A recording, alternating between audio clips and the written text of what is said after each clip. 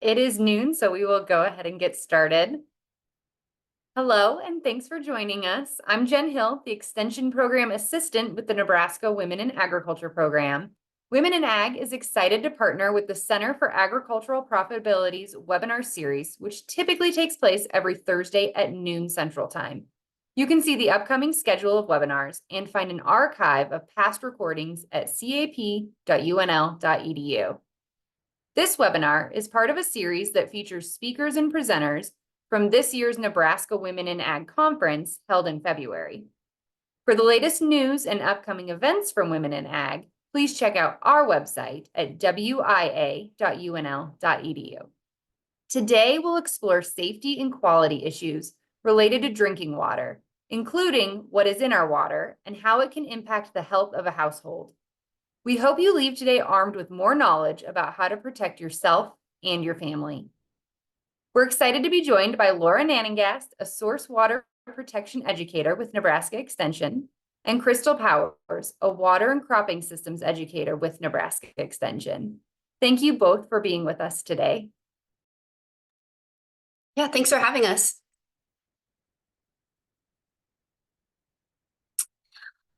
All right, so we'll go ahead and get started. Thanks, Jen, for that introduction. Our presentation today is titled Wet Your Whistle, Not Your Worries. My name is Laura Nanengast. As Jen said, I'm a source water protection extension educator with the University of Nebraska.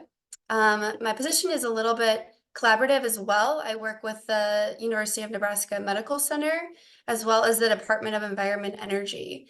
And just for context, my background is in public health, so that's the piece that I'll be focusing on this presentation. Crystal, do you want to introduce yourself a little bit? Sure. Thanks for joining us, everybody. I'm Crystal Powers. I'm a water extension educator based at the Nebraska Water Center, so that's my collaborative piece. And my background's in environmental engineering, so I'm going to talk more on the water quality, what's in our water side. Okay, next slide. All right, so this is what we'll be talking about today. The three main points. Crystal will review what are we drinking and basic information around Nebraska water. I'll discuss the potential health impacts related to drinking contaminated water. And then the last part will be what can you do about it to keep yourselves and your families safe and the water clean. So I'm going to kick us off talking a little bit about what we're drinking. We shortened this up from what was presented back at the conference. So if you've got questions, feel free to pop them in the chat and we'll try to get to those as we go along. So we just want to start off with, where do people get their drinking water? And if we were live, I'd ask like how many people already know where they're getting their drinking water. In Nebraska, we've got almost everybody, 88% of us get our drinking water primarily from groundwater. There's a good chunk of people in Omaha that get their water from surface water, and a few other small systems get it from surface water. So surface water for us mostly means rivers, and then groundwater are our aquifers under the ground. And then another way to think about how we get our water, maybe I'll do this, we can see like people can raise their hand or something, but how many people get their water from a public water system? So these are our, oh yep, we got some raising hands. How many get them from public water systems? And then, so that's if you're on a city water, village water, rural water system. Awesome. Which is me now too. I moved into town. I used to live on. And then, so how many get their water from a private well? So this is a well that you have on your property. So we've got a few. Give you a minute to figure out where the raising hand button is. Yeah, so I've been on both throughout my life, probably about half my life on a private well, half on a public system. And so we'll start with public systems. So that's still most of us in Nebraska. These are regulated as part of the Clean Water Act. So the city or utility that's providing that water, they're required to provide you with safe drinking water. And so what that means is they test for over 90 contaminants in that water on a regular basis. And they're also required to provide you yearly a summary of what the results were of those tests. And if for some reason one of those is above the limits set for the health standard for that contaminant, that city is required to do something to clean it up and make sure that they're still providing safe water. So on the private well side, it's question mark, because when this was all founded, private wells were exempt. And so then the responsibility comes on the well owner to do any testing and to know what's in their water and make sure that they're providing themselves clean water. So we're going to kind of go into it a little bit more about what you might be looking for in your well. So just wanted to show we have a lot of groundwater wells, and this is because we're really fortunate in Nebraska to have really extensive groundwater supply. It's one of the great things about Nebraska is this groundwater supply, which lets us do a lot of irrigation. So we're going to talk about too much irrigation today, but that is the majority of the use of our groundwater on the map. It's all those green dots. And pretty much the great way to track where we have high producing aquifers is where there are green dots on that map. So if we have water, we tend to use it in all these different ways. But there are a lot of domestic wells, is what they call a well, that is for someone's home. And then livestock wells are also scattered throughout the state. And so for monitoring those, so we don't test people's private wells, but we do have a really extensive network of people trying to monitor groundwater quality across the state. Our natural resource districts are the primary folks doing this, but we also have state agencies, public water supplies, like I said, because they're doing all that testing. Here at the university, we do some, and we even have our United States Geological Survey does monitoring. So those get combined into the Nebraska Department of Environment and Energy every year puts out a groundwater quality monitoring report. So this kind of talks about how it's done and what the results are that they're finding. And it's also all published, because these are all public entities, so it's all publicly available at all those entities put it into the Nebraska Groundwater Clearinghouse is the name of it. So we put the link on here. Maybe Laura, if you want to try to drop it in the chat, you can do that. Or you can reach out later for these links. But a lot of wells that are tested by these public entities put them into this. So we have a really nice set of data on what's in our water. Like I said, it's not specific to your well yet, but it still gives you a good indicator. So we have a lot of things that show up in our water. So when I say this 92% on nitrate, that's the reporting limit. So that's not the health limit. We'll talk about that in a little bit. But this is just saying there's nitrate above kind of what's considered background. So almost all of our samples in the state, that's why we're going to talk about it probably the most. But these others are found regularly as well. So when we talk about what you should test for, this is kind of the longer list of what shows up. So nitrate and our other agrochemicals here, those are ones that have been added. Arsenic, uranium, and manganese are naturally occurring, and then lead and copper are specific to your home. So they don't show up in the groundwater data because these are things that come in your home system. So we'll talk a little bit more about each one. Because nitrate shows up so commonly in our water, we kind of call it like a canary in the coal mine. It's a good one it's not expensive to test for, so it's a good one to start with. So this is the health standard that's currently listed is called a maximum contaminant level, and it's 10 parts per million. So that's just kind of the number to keep in mind as we look at some of these data. So this is from some of the most recent information on public wells. We're going to look at public wells, home wells, and then all wells. So it just kind of gives you different snapshots because an aquifer is a 3D thing, and so where things show up depends on how deep these wells are. So public wells tend to be larger and deeper, but you can still see 10, if you look, I think hopefully it's showing my mouse, but if you look on the little key, things in purple and blue are above 10 parts per million. You won't see a lot of those, like I said, and that is because, like I said before, if a public well is above the health threshold, they have to do something to lower that water. But you do see there are a lot of them in that 5 to 10 range.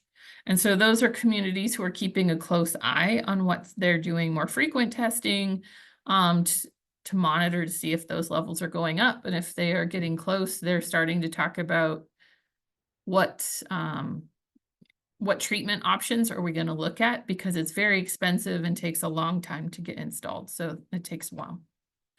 So now if we look at private wells, there's not a lot of these. There's been more of these added in the last year, but there's not a lot of our private wells are in the clearinghouse data, because it's up to the homeowner whether they want to keep that information private or if they want to share it publicly. But what data we do have, you can see there again, there are quite a number in above 10, and some of them approaching it. So if you look at it from a trend standpoint, this is looking at all wells. But this is back in the 70s. I'm just going to click through these so you can see them in the 80s. We've been testing for nitrate for a long time because we've known it's a problem for a long time. Here's the 90s, 2000s, and then our most recent. And so in general, we're seeing more of these show up all the time. And there's several reasons why that is. And if you want to go into that, we can talk about it at the end, but how this is moving into our groundwater. But just to know that as you think about your home, here's kind of the overall trend for all wells has been upwards for a long time. So if you start to average it out, they have a couple different maps. So this is helping you figure out, are you in a hotspot area that you probably should do some testing of your well. And so you can see it's fairly widespread. But even in the sandhills, there's still pockets of high nitrate. And so that's why we kind of recommend everybody at least does some screening of their well to monitor it, because this is a very common challenge. And then this is another map that they've created that's kind of showing nitrate concentrations again. So if you look at that scale on the left, the dark oranges up to red are up above that health standard.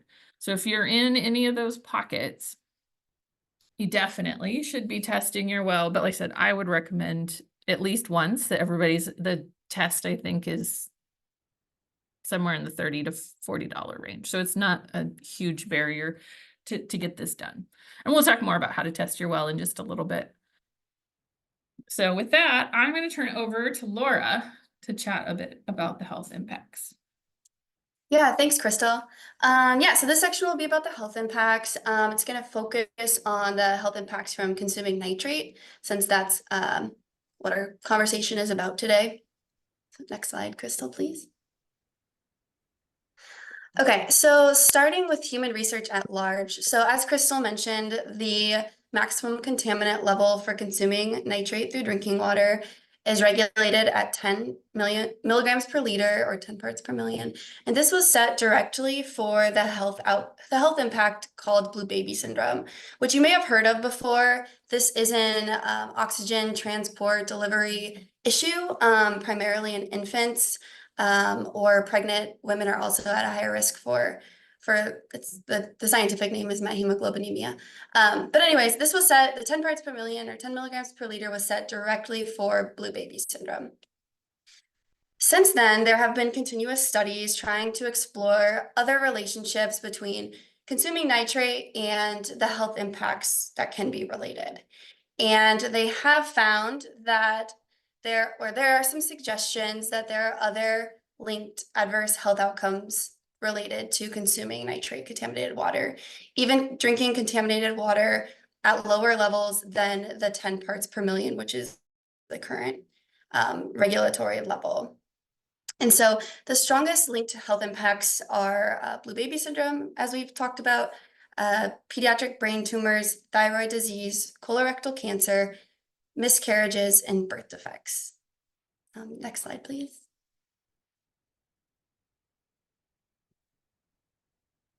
So focusing on adults, research has suggested a relationship with minor health ailments, such as increased heart rate, nausea, headaches, abdominal cramping, potentially associations with cancers, primarily the following cancers: colorectal, thyroid, kidney, bladder, and non-Hodgkin's lymphoma.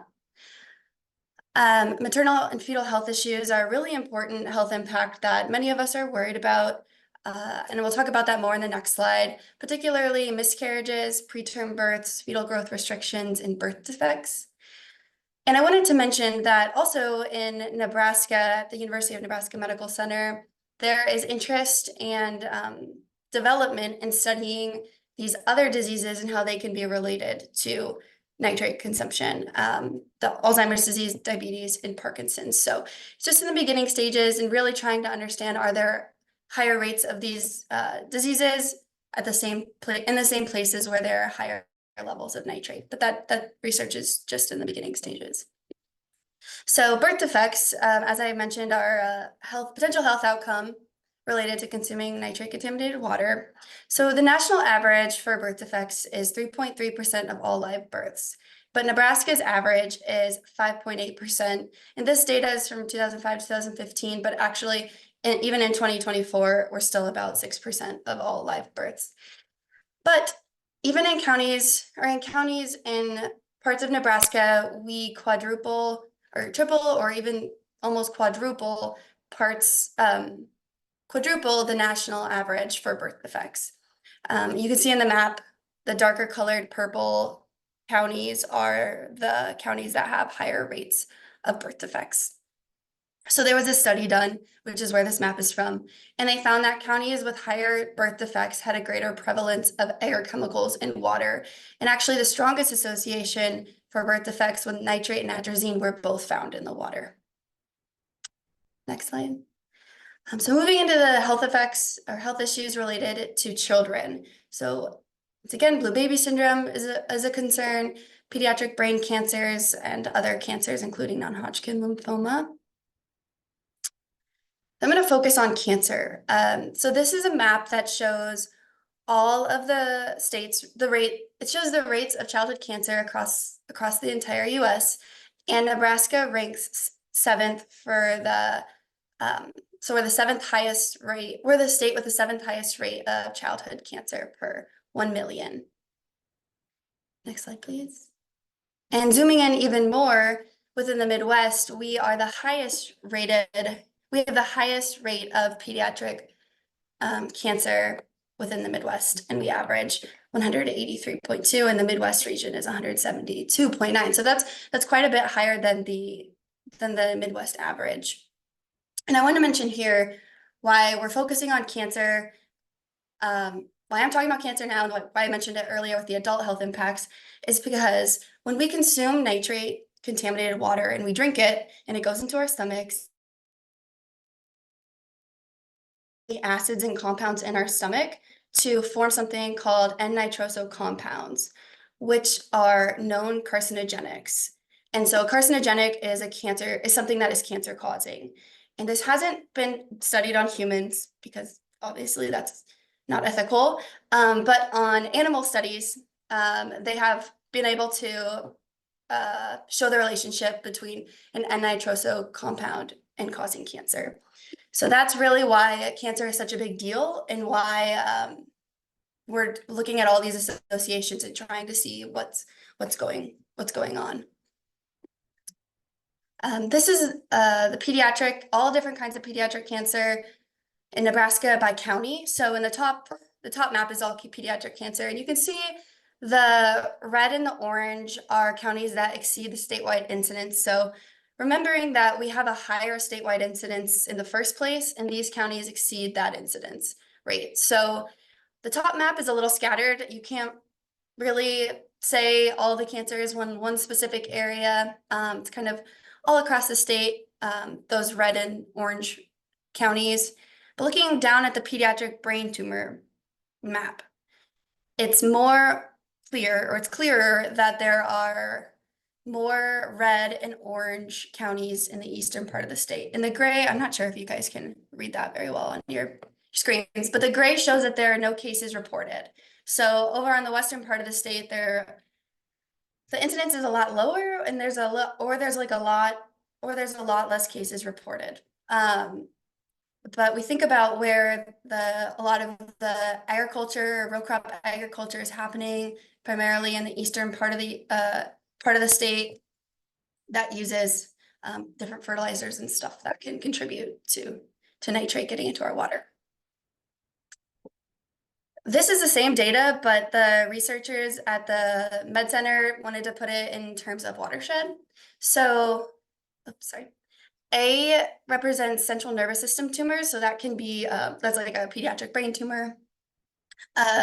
B is leukemia, C is lymphoma, and then D is a map that's showing land use. So the green is corn, as you can see, primarily on the eastern part of the state. Soybeans, black, and then the small grains, so like the purplish color. So comparing map A with the central nervous system tumors and D. It's interesting to look at that relationship where we are having a lot of corn being grown or row crop agriculture, and then also looking at map A and seeing that we're seeing a lot of central nervous system tumors that are, oh, I think I forgot to mention the pink salmon color in the maps. That's a cancer that's above the national average, and then the green is below the national average. So looking at map A, we have a lot of watersheds that are higher than the national average in terms of childhood cancer. So with all this data and health-related knowledge that we're gaining and research, these we think are the most vulnerable populations to know about this, to be aware about this, to protect pregnant women and their fetuses, young infants, children, and individuals with oxygen transport issues like lung disease and sepsis. Crystal, you're on mute if you want to take over. Yeah, so the next part we wanted to leave you with is what can you do? So we want you to have something actionable that you can take away from this. So the top two things is to test your water and then take any action that test tells you need to do. So for the first part, like I said, we're going to split it again by where you get your water. So for public water supplies, it's required by law that the utilities share an annual report of all those testing results. And so often you get that in the mail. Some utilities keep that on their website if you didn't happen to see it. And those often come with your utility bill once a year. And so look for those, or if you can't find it, talk with your city council or your village board about who would have access to those. And then there's also a program across the whole state that the Nebraska Department of Environment and Energy puts on called wellhead protection.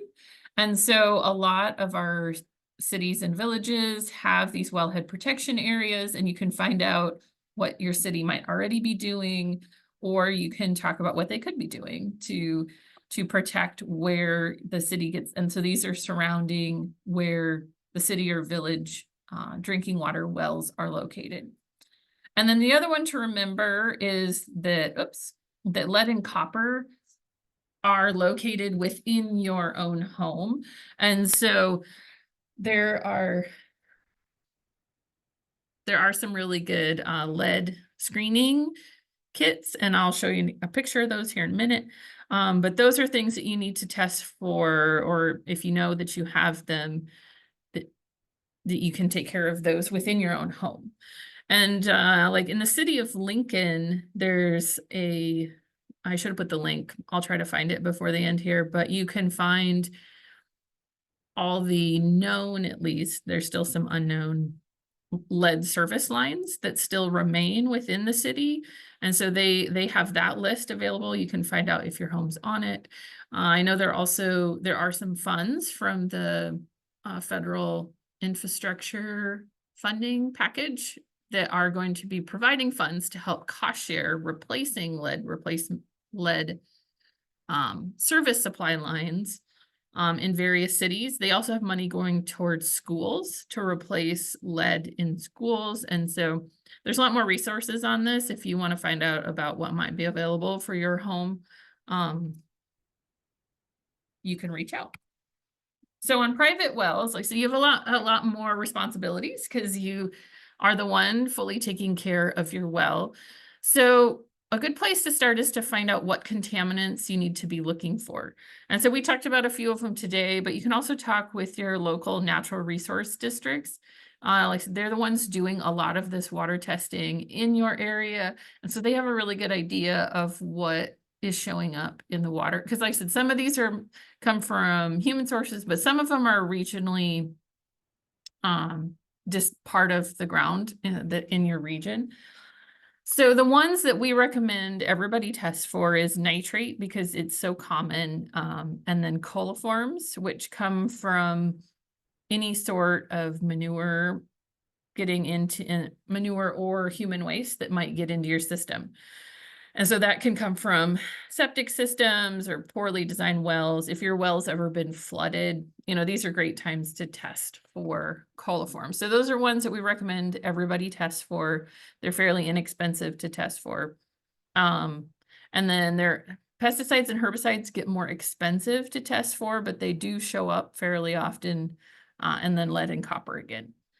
And then regionally, ones that can be very common, depending on which part of the state you're in, are uranium. Like I said, these are naturally occurring deposits. Uranium, arsenic, manganese, and radon can show up in your water. And so one really inexpensive way to do some screening, they're not super accurate, but it can at least kind of let you know, do you have it, do you not? Are these strip tests? And so there's a lot of them available online that you can look at that have 15 to 20 different parameters that you can, like I said, I'd mostly use it just as a screening tool to kind of narrow down what you might want to send in for an official test. So these are available all over the place. I use them regularly when we do kids events to kind of look at what's in a lake or what's in their drinking water. So they're really useful for that. It also is really helpful if you have a treatment system, just to double check that it's still working like it's supposed to. So this is something that's inexpensive that you can do a couple times a year, just to kind of give you some peace of mind that your system's working properly.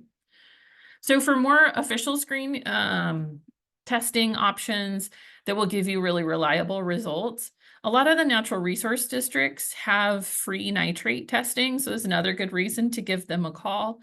They either have well testing nights or you can bring your water into their office.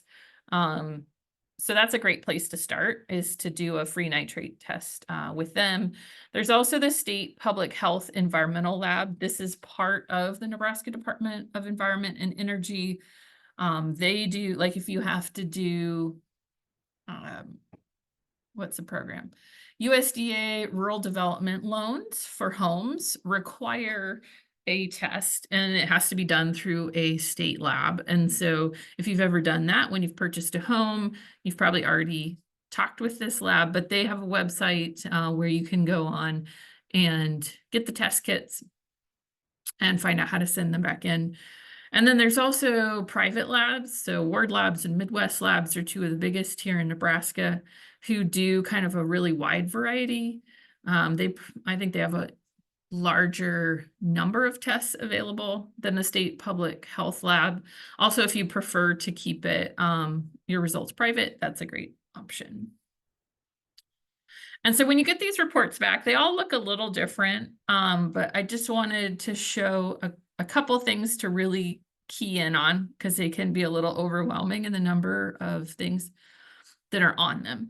And so the first column is usually has lots of different, it can be called parameters, contaminants, tests, but those are the things they tested for. So like you can see in this test, they looked at several metals, and then you go down, there's a bacteria test, and then on the very bottom are those nitrate tests.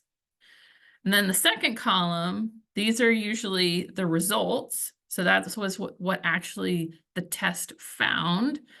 And then the last step is you compare your results, which is still the blue circle, to the regulatory limit. So the regulatory limits are set based on health standards. And so this is what you want to compare. So if you look at this one, you can see that arsenic is just fine. And copper is still below the limit. Then if you go down, they've got quite a bit of iron in their water, so they probably, that's not so much of, I shouldn't say they're all health issues. Iron isn't so much of a health issue for most people, but it can cause problems in your plumbing. Lead, they're in good shape. Oh, actually, no, I reversed it. See, this is what's hard. Even me who's practiced that, I reversed it. Their iron's fine, lead's fine. Manganese is fine. Sodium is high, which if you have some heart issues could be problematic. They have pretty hard water. So this is just kind of, you just go down the row to look at all of them to see which ones are problematic. Some of them will even color code stuff for you, depending on which lab you're working with, that'll give you like a green, yellow, red, or a green and red to say when it's below the health standard or when it's above. So the last part I'm going to, is this where, oh yeah, sorry. This is where we're going to switch. Sorry, Laura. Go ahead. No, you're good. I think we switched back in a little bit anyways. So, so once you know what's in your water, it's really important. The next step is to treat it, especially when you know it's contaminated and it's over the regulatory limit. And there is no one treatment system that's going to fix every kind of contaminant. It's really specific on what you find for the most part. Some treatment systems cover a broader range of contaminants than others, but let's say you have high nitrate levels. Typically, you would implement a reverse osmosis system. But if you had elevated levels of E. coli or something like that, you would maybe use a chlorine treatment. And so UNL, I wanted to throw this up there. We have a really good NEB guide, which are, if you're not familiar with, they're different kinds of like resources that extension educators and probably a wide range of extension folks and collaborators have put together on a wide range of topics that provide information. And so I'm going to put it in the chat because this NEB guide goes through a lot of different kinds of contaminants and then their correlated treatments. Next slide, please, Crystal. So this is part of the NEB guide, and I highlighted nitrate. So this is what you would read. You could read through. It says like symptom. You won't know. I don't think we've emphasized that in this talk, but nitrate is not visible. It's odorless, colorless, and tasteless. So the only way you know that you have it in your water is to test for it. So important to test. It'll go through the causes or potential causes, possible health effects, and then most importantly, tell you how to treat it. And so for nitrate, typically reverse osmosis or distillation is the treatment option there. Unless of course there are some caveats, like if your water is super, super high in nitrate, a reverse osmosis system won't be able to filter it enough to get the nitrate numbers below the 10 parts per million. But I would say that's like atypical. Typically, you'd be able to treat it. I see Kimberly has her hand raised.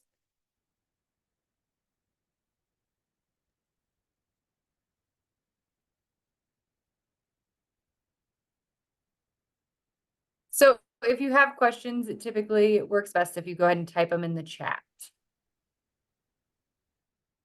Okay. All right, so maybe Kim, if you could put that in the chat, we could chat more at the end of the presentation. But yeah, I wanted to show this resource. This is a really great NEB guide when you're trying to figure out what should I do after I've tested, or if my glass of water smells weird, what could it be? This NEB guide's a really good resource. Something that's often overlooked when we're talking about water filtration systems is the maintenance.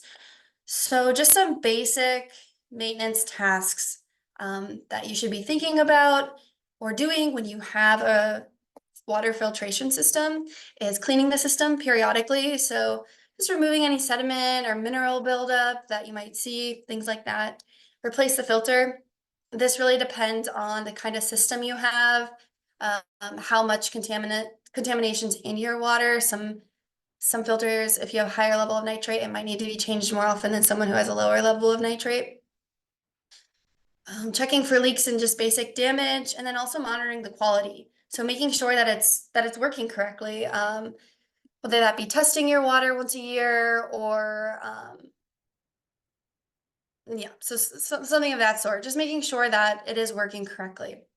And then benefits of maintaining them. So you're able to extend the lifespan of your system, reduce the frequency of repairs or like cost if something major happens, then you have a bunch of downtime as well when you can't use the system. And then again, just maintaining safe drinking water throughout the time that you have the filtration system on your house. Next slide. I think this is our last slide before question and answer, but as extension educators, we're always trying to give educational materials and offer different resources to our clients and communities that we work with. So just very broadly, I wanted to mention the UNL Water website. That's just a great resource. There are tons of tabs for different interests or things that you need help with. There's one the water, specifically on water and health. There on the I have like a screenshot of the front page. On the right side of that screenshot, there is a little resources tab where I have put a lot of the health related resources underneath that. But there are tons of stuff on this UNL water website, and people with an extension work really hard to maintain that. Additionally, the University of Nebraska Medical Center's College of Public Health, they have a water climate health program, and it has who does a lot of this kinds of research, and they also have resources and contact information on there that can be beneficial when you have questions surrounding this kind of stuff.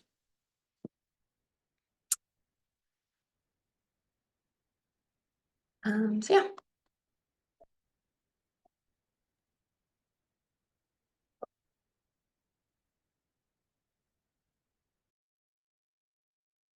All right, so who has some questions? We wanted to leave plenty of time.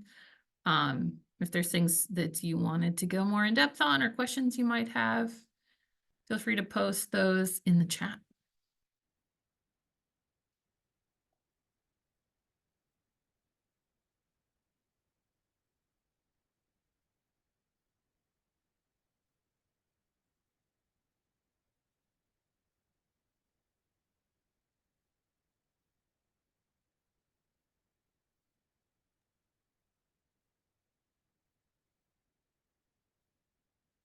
Oh yeah, so we can definitely get a copy of the PowerPoint sent around to folks. Jen, is that something you can do, or you want them to reach out to us directly? We can do it either way. If you would like to reach out to them directly, you're welcome to. You can also reach out to me at wia@unl.edu, and we have that as well and can get that to you. So Carla's question about preferred method. If you're going to pick one, I would go to a lab, because the test strips, if they're not shipped well, or I mean, you just don't have a way to check if the strip is still functioning properly. I have gotten some sets, if they get too hot or something else, they make it seem like everything's fine, but that's just because the strip isn't working anymore. So the great thing about a lab is they're able to do, they call them positive and negative controls and a lot of other things to make sure you're getting a really accurate result. The strips also kind of give you a broad range. So it doesn't really give you, and particularly if you're around 10 and you really want to know if what that actionable time is, the lab is the way to go. Like I said, nitrate, one of the reasons we recommend nitrate and coliforms is they're a fairly inexpensive test as well. I think it's in that maybe $20 range for just nitrate and like 40-ish for the nitrate and E. coli combined. I did want to mention with the test, like the dip strips tests, we typically say those are like a screening tool. Mhm. So, they're not, like Crystal said, they're not as reliable or accurate, so it would be like the first step. If it was like higher, then we would be like, okay, you need to get a real, from like a state lab or a lab and get it tested officially to know the exact numbers. Lauren, I did put the link to the lead service line up in the chat. I can do it again though.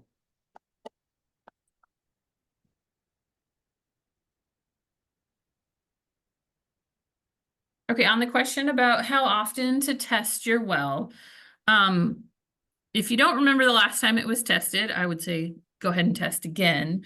And then test again in another year. And if it stayed pretty much the same, you can maybe then spread it out to every 2 years, maybe 2 to 3. But if it has changed, like in some parts of the state, it does change pretty quickly. You want to go ahead and test it every year. It doesn't change super fast, but it is changing. And so if you tested your well 10 years ago and it was fine, I'd highly recommend you test it again because these are changing numbers. And time of year, it doesn't change that fast to worry about time of year. Groundwater is always moving, but it's still moving fairly slow. So that's why once a year is fine. And it doesn't go up and down too often. There's a few rare cases where that happens, but I would say that's the exception.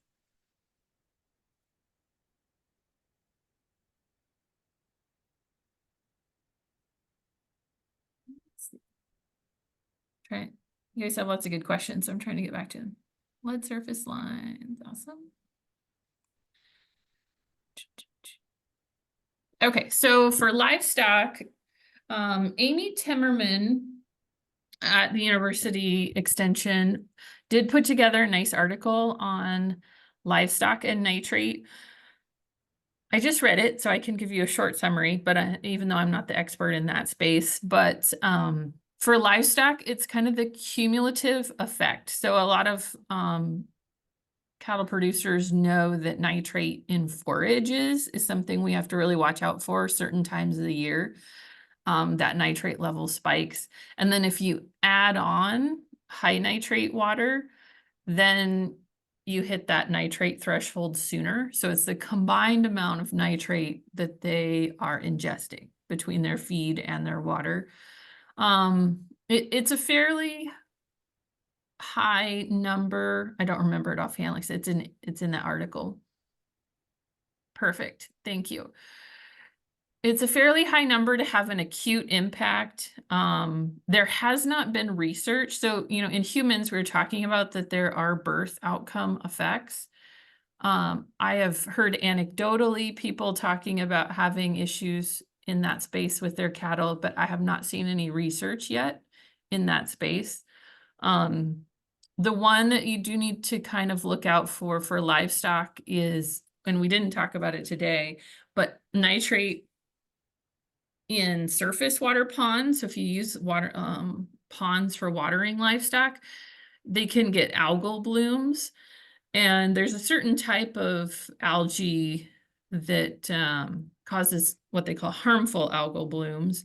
It's a naturally present algae, but it's when it goes kind of out of control. So if your pond water looks like green sludge, you probably shouldn't have the cattle be drinking it because it releases a toxin that can, and pets, you don't want your pets in it either.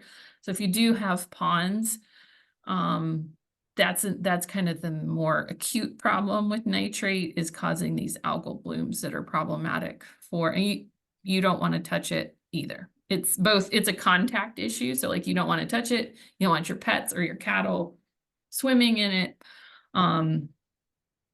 So that's kind of a whole nother, we could have a whole nother discussion on that. So I'll stop there.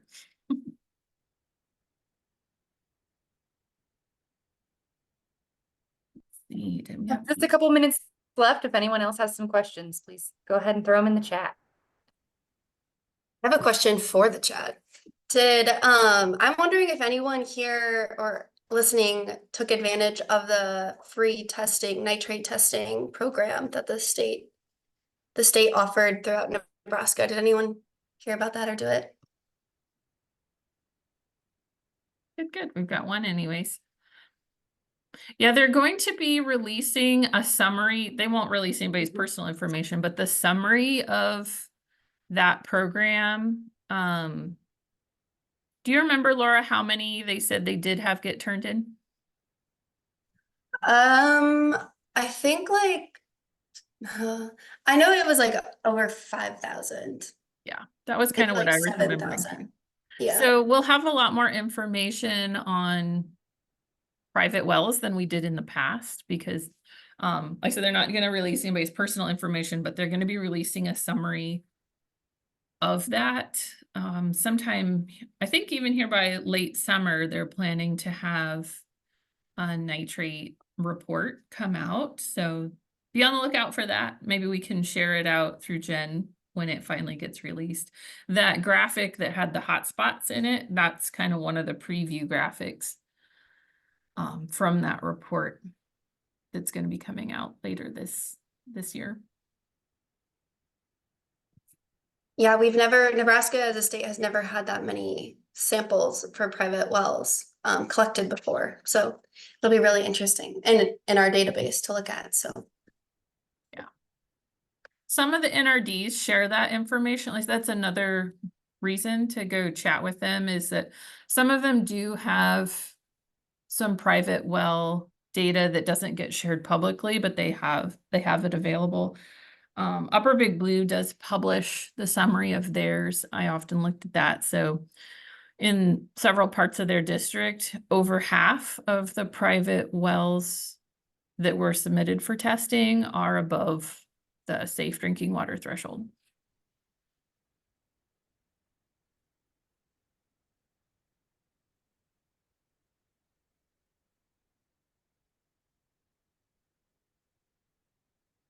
Yeah, so I know we said at the beginning that this was not something to worry about, but it's just have the tools so that you know that you're getting your family safe water. So get out there, test it, and treat it if you need to. What's really, I didn't talk too much about prices, but reverse osmosis systems, the price of them has come down quite a lot. And so even if you didn't have one in the past, I installed the one that I had on my private well myself. I'm not a plumber by any means. So it's something, Laura and I are talking about doing a hands-on session next winter, and maybe even we could talk about, we're going to talk about how to maintain it, but maybe we should do how to install it. We'll get out a couple, it only takes some basic tools, but it's definitely something very doable if you want to get it installed yourself. You don't even have to call a plumber, so. And price-wise, I should say the one I got, which had 4 filtration systems, because like we said, different filters work for different things. I had one that had 4 and it was like $350. And then I installed it myself. If you go through a plumber, it'd be a little more, so.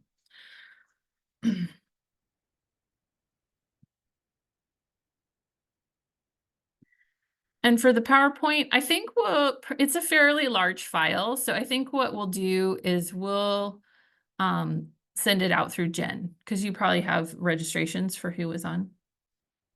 Yep, and I will put my email in the chat right here as well. You can email me if you're looking for it. And I can also just send it out to everybody that registered for the webinar if that's something we want to do.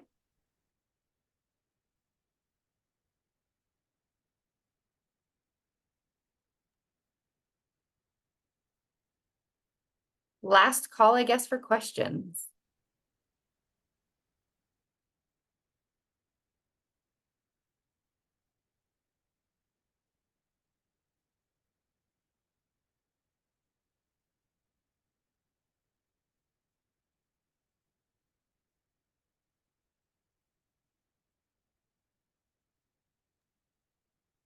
Okay, do you guys have anything else? I just want to thank everybody for joining in. Thanks, Jen and Women in Ag for hosting us. Yeah, thank you guys for joining, and everyone on the webinar for hopping on today. I will go ahead and, like I said earlier, get the PowerPoint sent out with the email that you registered with at some point in the next couple of days. Sometimes it takes a little bit for Zoom to get those reports over. A recording of this webinar will be posted at cap.unl.edu. So you can go back and rewatch it if there were parts that you wanted to hear again. And you can also register there for other upcoming webinars. We also would really appreciate your feedback on a brief evaluation that's going to pop up when you exit Zoom. It's very, very short, I promise, but it helps us know how today went and kind of informs future events for us. Thanks again so much for joining. Thank you.